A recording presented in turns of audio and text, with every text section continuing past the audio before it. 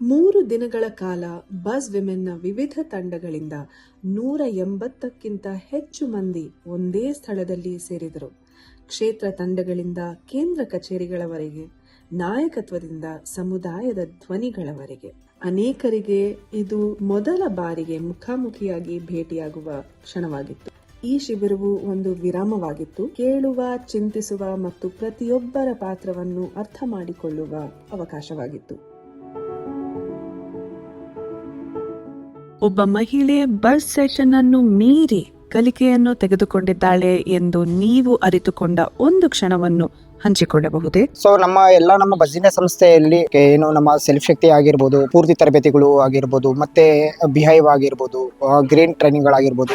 So majorly ಸೆಷನ್ಗಳಂತ ಬಂದಾಗ ಎಲ್ಲರೂ ಸಮೇತ ನಾವು ತುಂಬಾ ಬದಲಾವಣೆಯನ್ನು ಕಂಡಿದ್ದೀವಿ ಫೀಲ್ಡ್ ಅಲ್ಲಿ. ಬದಲಾವಣೆ ಅಂತ ಬಂದಾಗ ಮೇನ್ಲಿ ನಾನು ನೋಡೋದಾದ್ರೆ, ನಾನು ಸೆಲ್ಫ್ ಶಕ್ತಿ ಟ್ರೈನಿಂಗ್ ಕೊಟ್ಟ ನಂತರ ಮಹಿಳೆಯರು ಟ್ರೈನಿಂಗ್ ಆದ ನಂತರ ಅವರು ಅಲ್ಲೇ ಆ ಟ್ರೈನಿಂಗ್ ನ ಬಿಟ್ಟು ಮತ್ತೆ ಮುಂದುವರಿತಾರ ಇಲ್ವಾ ಅನ್ನೋದು ಎಲ್ಲೋ ನಮಗೆ ಡೌಟ್ ಇತ್ತು. ಬಟ್ ಆದ್ರೂ ಸಮೇತ ಅವರು ನಮ್ಮ ಒಂದು ಟ್ರೈನಿಂಗ್ ಗಳನ್ನ ಮತ್ತೆ ಅದು ತದನಂತರ ಬರುವಂತಹ ವ್ಯಾಪಾರ ಟ್ರೈನಿಂಗ್ ಆಗಿರ್ಬೋದು, ಗ್ರೀನ್ ಆಗಿರ್ಬೋದು, ಸೊ ಈ ರೀತಿ ಸೆಷನ್ಗಳನ್ನ ಮತ್ತೆ ಟ್ರೈನಿಂಗ್ ಗಳನ್ನ ಅಟೆಂಡ್ ಆಗಿರುವಂಥದ್ದು ಸಮೇತ ನಾನು ಖುದ್ದಾಗಿ ನಾನು ಫೀಲ್ಡ್ಗಳೆಲ್ಲ ಹೋಗಿದ್ದಾಗ ನಾನು ಕಂಡಿದ್ದೀನಿ. ಸೊ ಜೊತೆಗೆ ಇದರಲ್ಲಿ ಬಂದಾಗ ನಾನು ಸ್ಪೆಷಲಿ ನಾನು ವ್ಯಾಪಾರ ರೋಲಲ್ಲಿ ಕೆಲಸ ಮಾಡ್ತಾ ಇರೋದ್ರಿಂದ ಇದನ್ನು ನಾನು ಕಂಡಿರೋ ಪ್ರತ್ಯಕ್ಷ ಸಾಕ್ಷಿ ಅಂತಂದರೆ, ಸೊ ಆಫ್ಟರ್ ವ್ಯಾಪಾರ ಟ್ರೈನಿಂಗ್ ಆದಂಥ ಮಹಿಳೆಯರು ಬಂದಾಗ ಚಿಕ್ಕ ಒಂದು ಸ್ಮಾಲ್ ಅಮೌಂಟಲ್ಲಿ ಅವರು ಉಳಿತಾಯ ಮಾಡಿರೋ ಒಂದು ಚಿಕ್ಕ ಒಂದು 10,000, 15,000, 20,000 ಅಮೌಂಟ್ಗಳಲ್ಲೂ ಸಮೇತ ಅವ್ರದ್ದೇ ಆದಂಥ ಒಂದು ವ್ಯಾಪಾರವನ್ನು, ಚಿಕ್ಕ ವ್ಯಾಪಾರಗಳನ್ನು, ಒಂದು ಟೈಲರಿಂಗ್ ಆಗಿರ್ಬೋದು, ಹಪ್ಪಳ ಮಾರಾಟದಾಗಿರ್ಬೋದು, ಹೀಗೆ ಮಲ್ಟಿಪಲ್ ಒಂದು ಚಿಕ್ಕ ಒಂದು ಪೆಟ್ಟಿ ಶಾಪ್ ಆಗಿರ್ಬೋದು, ಪಿಕ್ಕಲ್ ಬಿಸ್ನೆಸ್ ಆಗಿರ್ಬೋದು, ಹೀಗೆ ತುಂಬ ಒಂದು ಅವರ ಹಳ್ಳಿ ಮಟ್ಟದಲ್ಲಿ ನಡೆಯುವಂಥ ಒಂದು ಚಿಕ್ಕ ವ್ಯಾಪಾರಗಳನ್ನು ಶುರು ಮಾಡೋದನ್ನು ಸಮೇತ ನಾವು ಕಂಡಿದ್ದೀವಿ. ಸೊ ನಾನು ಸೆಲ್ಫ್ ಶಕ್ತಿ ಟ್ರೈನಿಂಗ್ ಕೊಡುವಾಗ ಗೌರಿಬಿದನೂರು ಅಂತ ಮೂಲತಃ ಒಂದು ಕುಸುಮ ಅಂತ ಮಹಿಳೆ, ನಾನು ಟ್ರೈನಿಂಗ್ ಕೊಟ್ಟಿರೋಂಥ ಮಹಿಳೆ ಇವತ್ತು ಬಂದ್ಬಿಟ್ಟು ಡೆಲ್ಲಿಯಲ್ಲಿ ಬಂದ್ಬಿಟ್ಟು ಒಂದು ಅವಾರ್ಡ್ನ ತಗೊಂಡಿದ್ದಾರೆ. ನಮ್ಮ ಬಸ್ ಕಡೆಯಿಂದನೇ ಇವಾಗ ಕಂಪ್ಲೀಟ್ಲಿ ನಮ್ಮ ಎಲ್ಲಾನು ಸಮೇತ ನಮ್ಮ ಬಸ್ಸಲ್ಲಿ ಕೊಡುವ ಎಲ್ಲ ಪ್ರೋಗ್ರಾಮ್ಸ್ಗೂ ಮತ್ತು ಎಲ್ಲ ಸೆಷನ್ಸ್ಗೂ ಸಮೇತ ಅಟೆಂಡ್ ಆಗಿದ್ದಾರೆ.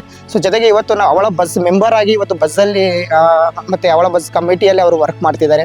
ಸೊ ಇದು ಒಂದು ಖುಷಿ ಅಂತ ನನಗೆ ಕಾಣುತ್ತೆ.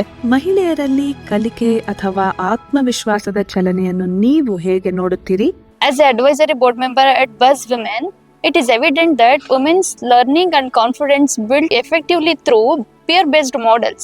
ಇಲ್ಲಿ ನಮ್ಮ ಬಸ್ ವುಮೆನ್ ಅಲ್ಲಿ ನೋಡ್ಬೇಕಾದ್ರೆ, ಇಲ್ಲಿ ಒಂದು ಗೆಳತಿಯನ್ನ ಆಯ್ಕೆ ಮಾಡಿ ಅವ್ರನ್ನ ಲೀಡರ್ಶಿಪ್ ಕ್ವಾಲಿಟಿ ಬೆಳೆಸ್ಬಿಟ್ಟು ಅವರ ಕಮ್ಯುನಿಟಿಯಲ್ಲಿ ಅವ್ರಿಗೆ ಲೀಡ್ ಮಾಡಿ ಅವರೇ ಲೀಡ್ ಮಾಡೋ ತರ ನೋಡ್ತಾರೆ. When one women step out and speak out, lead, then other women get ಎಂಕರೇಜ್ಡ್.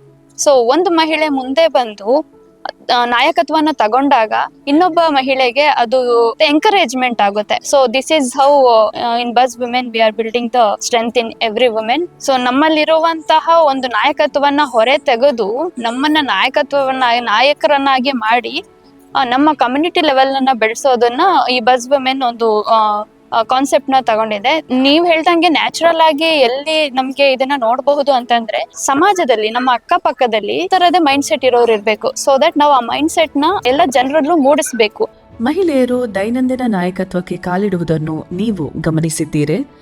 ಯಾವ ರೀತಿಯ ಕ್ರಮಗಳು ನಿಮ್ಮನ್ನು ಯಾರನ್ನಾದರೂ ನಂಬುವಂತೆ ಅಥವಾ ಅವಲಂಬಿಸುವಂತೆ ಮಾಡುತ್ತವೆ? ಮಹಿಳೆಯರು ಪ್ರತಿದಿನ ಜೀವನದಲ್ಲಿ ಹಣಕಾಸಿನ ನಿರ್ವಹಣೆ, ಖರ್ಚು ವೆಚ್ಚಗಳ ಬಗ್ಗೆ ಇವುಗಳನ್ನೆಲ್ಲ ಸರಿದೂಗಿಸಿಕೊಂಡು ಕುಟುಂಬವನ್ನು ಮುನ್ನಡೆಸಿಕೊಂಡು ಹೋಗ್ತಾರೆ. ಜೊತೆಗೆ ಕುಟುಂಬದ ಆರ್ಥಿಕ ಸ್ಥಿತಿಯನ್ನು ಕೂಡ ತುಂಬ ಚೆನ್ನಾಗಿ ನಿಭಾಯಿಸುವಂಥ ಗುಣಗಳನ್ನು ಹೊಂದಿದ್ದಾರೆ. ಅದ್ರ ಜೊತೆಗೆ ಯಾವುದೇ ಒಂದು ಮನೆಯಲ್ಲಿ ಏನೇ ಸಮಸ್ಯೆ ಬಂದರೆ ಕೂಡ ಅದನ್ನು ಮೆಟ್ಟಿ ನಿಲ್ಲುವಂತೆ ಅವರು ತುಂಬ ಚೆನ್ನಾಗಿ ನಾಯಕತ್ವವನ್ನು ವಹಿಸ್ಕೊಂಡು ಆ ಸಮಸ್ಯೆನ ಯಾವ ರೀತಿ ಬಗೆಹರಿಸ್ಕೊಬೇಕೆನ್ನುವುದು ಅವರಿಗೆ ತುಂಬ ಚೆನ್ನಾಗಿ ಗೊತ್ತಾಗಿದೆ. ಅಂದರೆ ಮನೆಗಳಲ್ಲಿ ಮಹಿಳೆಯರು ವಾಸ ಮಾಡುವಾಗ ಕೆಲವೊಂದು ಸಮಸ್ಯೆಗಳು ಬರುತ್ತೆ, ಅವುಗಳನ್ನು ಯಾವ ರೀತಿ ಎದುರಿಸ್ಕೊಬೇಕು ಎಂಬುದನ್ನು ಚೆನ್ನಾಗಿ ಅರ್ಥಕೊಂಡಿದ್ದಾರೆ. ಉದಾಹರಣೆಗೆ ಮಾತುಗಾರಿಕೆ ಆಗಿರ್ಬೋದು, ತುಂಬ ಚೆನ್ನಾಗಿ ಮಾತುಗಾರಿಕೆಯಿಂದ ಅವರ ಸಮಸ್ಯೆನ ಬಗೆಹರಿಸ್ಕೊಳ್ಳುವುದು ತುಂಬ ಚೆನ್ನಾಗಿ ಕಲ್ತ್ಕೊಂಡಿದ್ದಾರೆ. ಇದ್ರ ಜೊತೆಗೆ ಅಂದರೆ ಆ ಸಮುದಾಯದಲ್ಲಿ ಅಕ್ಕಪಕ್ಕದಲ್ಲಿ ವಾಸ ಮಾಡುವಂತಹ ಮಹಿಳೆಯರು, ಅಂದರೆ ಹಳ್ಳಿಯಲ್ಲಿ ಏನಾದರೂ ಸಮಸ್ಯೆ ಬಂದಾಗ, ಉದಾಹರಣೆಗೆ ನೀರಿನ ವ್ಯವಸ್ಥೆ ಆಗಿರ್ಬೋದು, ಚರಂಡಿ ವ್ಯವಸ್ಥೆ, ರಸ್ತೆ ವ್ಯವಸ್ಥೆ, ಇನ್ನೂ ಅನೇಕ ಸಮಸ್ಯೆಗಳಿಗೆ ಯಾವ ರೀತಿ ಪರಿಹಾರ ಕಂಡುಕೊಂಡು ಅದನ್ನ ಯಾವ ರೀತಿ ಪರಿಹಾರ ಮಾಡ್ಕೊಬೇಕೆಂಬುದನ್ನು ಹೆಣ್ಮಕ್ಳು ಸ್ವತಃ ಅವರೇ ಮುಂದೆ ನಿಂತು ಮೊದಲ ಹೆಜ್ಜೆ ಇಡ್ತಿದ್ದಾರೆ. ನಮ್ಮ ಹಳ್ಳಿಯಲ್ಲಿ ಮಹಿಳೆಯರು ಅಥವಾ ಮಕ್ಕಳು, ನಮ್ಮ ಮಕ್ಕಳ ಬೆಳವಣಿಗೆ ಅಥವಾ ಮುಂದಿನ ಪೀಳಿಗೆಯ ಬೆಳವಣಿಗೆ ಚೆನ್ನಾಗಿ ಆಗ್ಲಿ ಅಂದ್ಬಿಟ್ಟು ಹೆಣ್ಮಕ್ಳು ಅಥವಾ ಮಹಿಳೆಯರು ಒಳ್ಳೆಯ ಮಾರ್ಗದರ್ಶನ, ಶಿಸ್ತು, ಒಳ್ಳೆ ವ್ಯಾಲ್ಯೂಯುತವಾದ ಮೌಲ್ಯಗಳನ್ನ ನೀಡುವುದರ ಮುಖಾಂತರ ಅಂದ್ರೆ ಮಕ್ಕಳಿಗೆ ಕಲಿಸುವಂತ ಮುಖಾಂತರದಲ್ಲಿ ಒಳ್ಳೆಯ ನಾಯಕತ್ವ ಗುಣಗಳನ್ನ ಬೆಳೆಸ್ಕೊಂಡಿದ್ದಾರೆ. ಮಹಿಳೆಯರು ನಿರ್ಧಾರಗಳನ್ನ ತೆಗೆದುಕೊಳ್ಳುವುದರಲ್ಲಿ ಸರಿಯಾದ ರೀತಿಯಲ್ಲಿ ಆಲೋಚನೆ ಮಾಡಿ ಸರಿಯಾದ ಕ್ರಮದಲ್ಲಿ ನಿರ್ಧಾರಗಳನ್ನ ತೆಗೆದುಕೊಂಡು ಅದರ ಜೊತೆಗೆ ಅವರಲ್ಲಿ ಉತ್ತಮವಾದ ಭರವಸೆ ಮೂಡುವಂತೆ ಮಾಡುತ್ತದೆ. ಆತ್ಮವಿಶ್ವಾಸವನ್ನು ಕೂಡ ಹೆಚ್ಚು ಮಾಡುತ್ತದೆ. ನಿಮ್ಮ ಕೆಲಸದಲ್ಲಿ ವಿಶೇಷವಾಗಿ ಒತ್ತಡದ ಕ್ಷಣಗಳಲ್ಲಿ ನಾಯಕತ್ವವು ಹೇಗಿರುತ್ತದೆ? ಅದು ಪರೋಕ್ಷವಾಗಿ ಮಹಿಳೆಯರ ಅನುಭವದ ಮೇಲೆ ಹೇಗೆ ಪರಿಣಾಮ ಬೀರುತ್ತದೆ? ನಿಜವಾದ ನಾಯಕತ್ವದ ಗುಣಗಳು ಯಾವಾಗ ಎಲ್ಲಾ ಕೆಲಸಗಳು ಸುಸೂತ್ರವಾಗಿ ಸರಾಗವಾಗಿ ಹೋಗ್ತಾ ಇರುತ್ತಲ್ಲ ಅವಾಗ ಅಂತ ಅನ್ಕೊಳಕ್ಕಾಗಲ್ಲ. ಯಾವಾಗ ಚಾಲೆಂಜಸ್ ಬರುತ್ತೆ, ಕ್ರೈಸಿಸ್ ಬರುತ್ತೆ, ಅಂದ್ರೆ ಅನ್ಸರ್ಟನಿಟಿ ಇರುತ್ತೆ, ಅನಿಶ್ಚಿತತೆ, ಒಂದು ನಾವು ಅನ್ಕೊಂಡಿರೋ ಪ್ಲಾನ್ಗಳು ಸಕ್ಸಸ್ ಆಗೋದಿಲ್ಲ, ಫೇಲ್ ಆಗುತ್ತೆ, ಮತ್ತೆ ಪ್ಲಾನ್ ಅಲ್ಲಿ ಚೇಂಜ್ ಆಗುತ್ತೆ. ಅದ್ರ ಜೊತೆಗೆ ಲಿಮಿಟೆಡ್ ರಿಸೋರ್ಸ್ ಸಮಸ್ಯೆಗಳು ಬರುತ್ತೆ. ಈ ತರ ಸುಮಾರು ಕಾರಣಗಳಿಂದ ಪ್ರೆಷರ್ ಅಲ್ಲಿ ಬರ್ತಾರೆ. ಯಾವುದೇ ಒಂದು ನಾಯಕ ಒಂದು ಅಂಡರ್ ಪ್ರೆಷರ್ ಅಲ್ಲಿ ಬರ್ತಾರೆ. ಈ ತರದೆಲ್ಲ ಸಮಸ್ಯೆಗಳಿಂದ ನಾಯಕತ್ವ ಗುಣಗಳು ಅವಾಗ ಅವ್ನು ಯಾವ ತರ ಇದಾನೆ ಅನ್ನೋದನ್ನ ಹೊರಗಡೆ ಹಾಕ್ತಾನೆ. ನನ್ನ ಪ್ರಕಾರ ನಾಯಕತ್ವ ಈ ತರ ಅಂಡರ್ ಪ್ರೆಷರ್ ಅಲ್ಲಿ, ಈ ತರ ಒತ್ತಡದ ಕ್ಷಣಗಳಲ್ಲಿ ಯಾವ ವ್ಯಕ್ತಿ ಕಾಮಾಗಿ ಅಂದ್ರೆ ಶಾಂತವಾಗಿ ಹೆಚ್ಚು ಕೇಳಿಸ್ಕೊಳ್ಳೋದು, ಮತ್ತೆ ತನ್ನ ಪ್ರೆಷರ್ ಅನ್ನ, ತಮ್ಮ ಸ್ಟ್ರೆಸ್ ಅನ್ನ ಕೆಳಗಡೆ ಪಾಸ್ ಮಾಡೋದಿಲ್ಲ, ಅವನು ನಿಜವಾದ ನಾಯಕತ್ವ ಅಂತ ಹೇಳ್ತಾನೆ. ನಾನು ಏನ್ ಹೇಳಕ್ ಇಷ್ಟಪಡ್ತಾ ಇದ್ದೀನಿ ಅಂದ್ರೆ, ಅವಾಗ್ಲೂ ಹೇಳಿದೆ, ಯಾರು ಪರ್ಫೆಕ್ಟ್ ಆಗಿರೋದಿಲ್ಲ, ಯಾವಾಗ್ಲೂ ಒಂದೇ ತರ ಇರೋದಿಲ್ಲ. ಆದ್ರೆ ಆ ತಪ್ಪುಗಳನ್ನ ಯಾವಾಗ ನಾವು ಸರಿಪಡಿಸ್ಕೊಳ್ತೀವಿ ಅವಾಗ ನಿಜವಾದ ನಾಯಕತ್ವ ನಮ್ಮಲ್ಲಿ ಬರ್ತದೆ, ಅಥವಾ ನಿಜವಾದ ನಾಯಕ ಅಥವಾ ನಾಯಕಿ ಆಗ್ತಾರೆ.